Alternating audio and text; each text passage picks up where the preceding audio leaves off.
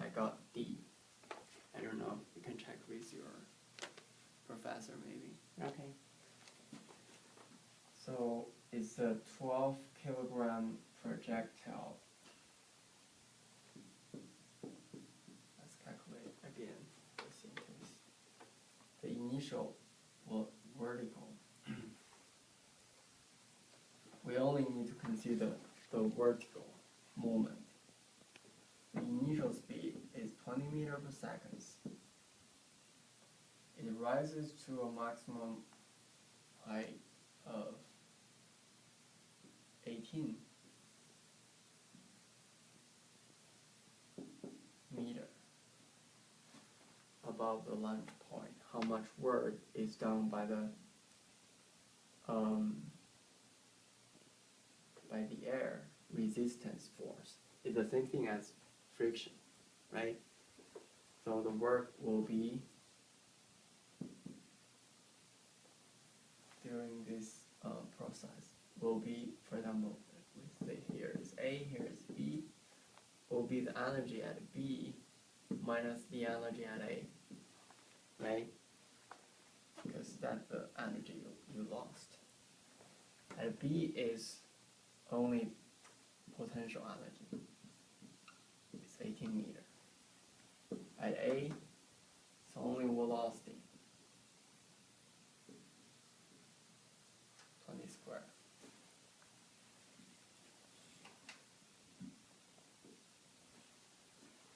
You understand here, right? And then if you calculate M is 12 times 9.8 times 18, 12 times 400.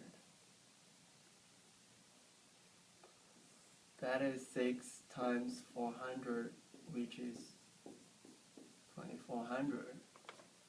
And that, if we take this as 10, is 120 times 18.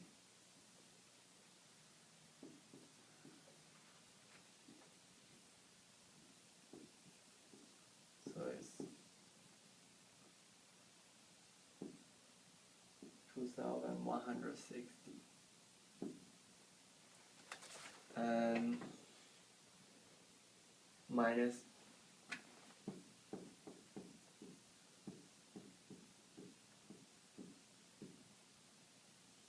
4 is 2, so it's 240, which will be 0.24. But because here I use 10. If you use 9.8, you will got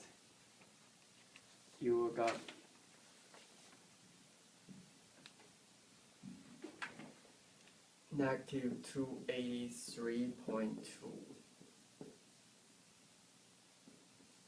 which is negative 28 K. So it should be D according to my calculation. And they have it as, Huh? what do they have it as? The answer is A. Okay. All right, So, keep moving.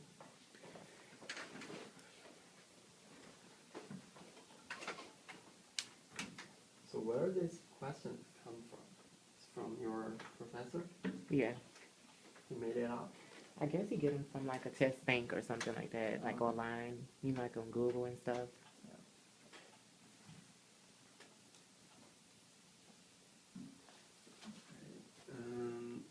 Number 9, a given displacement of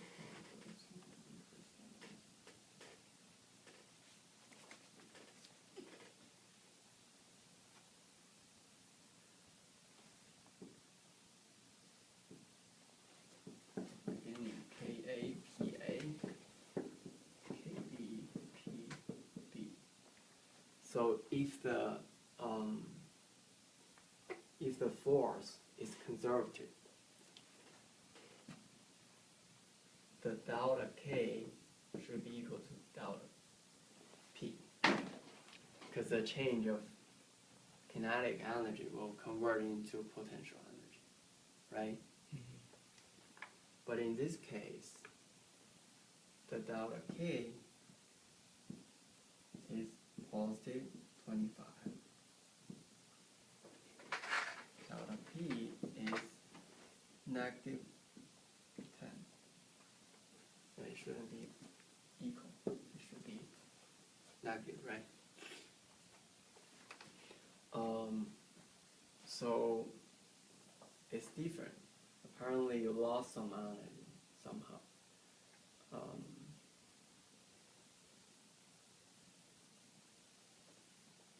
Determine the work. Okay.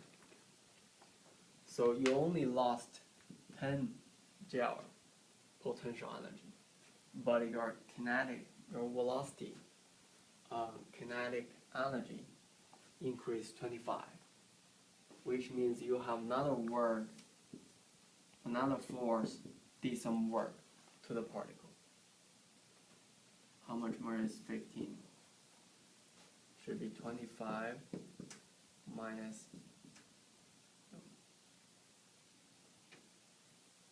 plus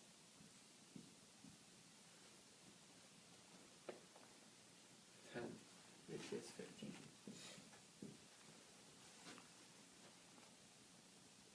So, you understand this one? Mm-hmm. This question is C.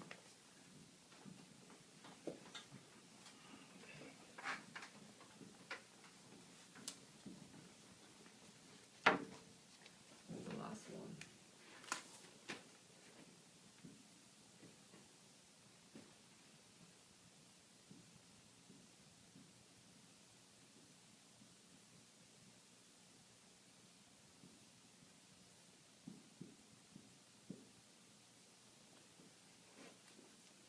The two masses in the figure are released from rest after 3 kilogram mass has fallen 1.5 meter.